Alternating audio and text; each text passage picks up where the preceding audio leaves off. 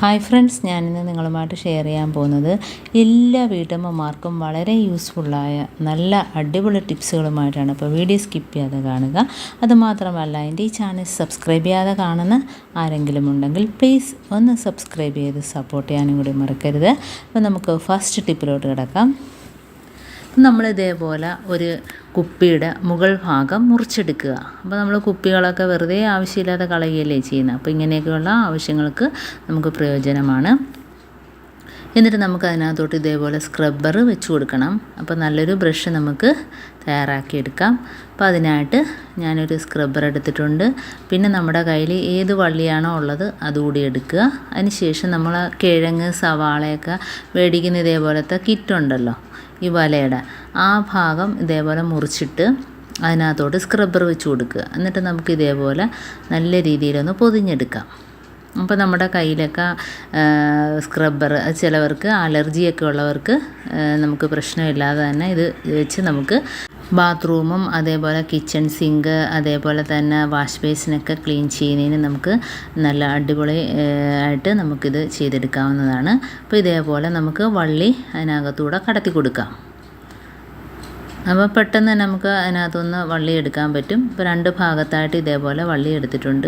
അപ്പോൾ നമുക്കത് കയ്യിൽ പിടിച്ചിട്ട് തന്നെ തേക്കുകയും ചെയ്യാം. കയ്യിലൊന്നും ആവത്തുമില്ല.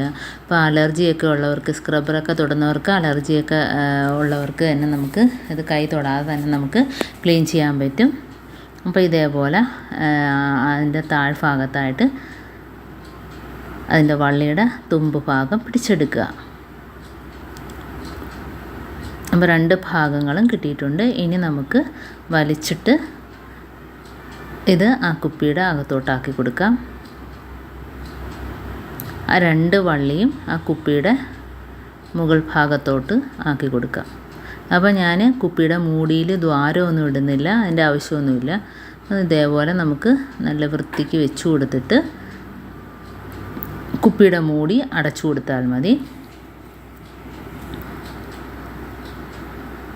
തുറന്നൊന്നും പോകത്തില്ല. എന്നിട്ട് നമുക്ക് വള്ളി കെട്ടിക്കൊടുക്കുക. അപ്പോൾ വള്ളി കെട്ടിക്കൊടുക്കുന്നത് വെച്ചാൽ നമുക്ക് വള്ളി നമ്മുടെ കയ്യിൽ കോർത്ത് പിടിച്ചിട്ട് തന്നെ നമുക്ക് ഇത് മൊത്തത്തിൽ എല്ലായിടത്തും ക്ലീൻ ചെയ്തെടുക്കാവുന്നതാണ്.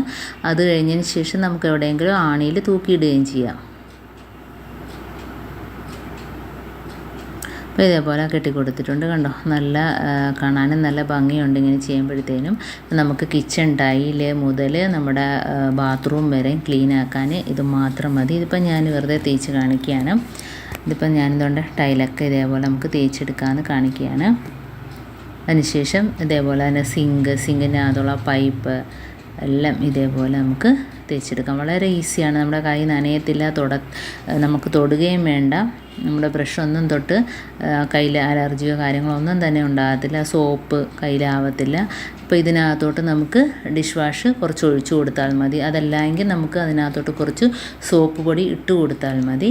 അപ്പം അത്രയും കൊണ്ട് തന്നെ നമുക്ക് അത് എത്ര നമുക്ക് ക്ലീൻ ചെയ്യാൻ ആവശ്യമായിട്ടുണ്ടോ അത്രയും ഭാഗം നമുക്ക് ക്ലീൻ ചെയ്തെടുക്കാവുന്നതാണ്. അപ്പോൾ ഇതേപോലെ തന്നെ വാഷ് ബേസിൻ കണ്ടോ, ഇതേപോലെ തേച്ച് കൊടുക്കുക. വാഷ് ബേസിനകത്ത് ഇതേപോലെ നമുക്ക് അതിനകത്തോട്ട് ഡിഷ് വാഷോ അതല്ലെങ്കിൽ സോപ്പ് പൊടിയോ നമ്മുടെ ഇത് സ്ക്രബ്ബറിനകത്തോട്ട് ഇട്ട് കൊടുക്കുക, അതല്ലെങ്കിൽ ഒഴിച്ചു കൊടുക്കുക.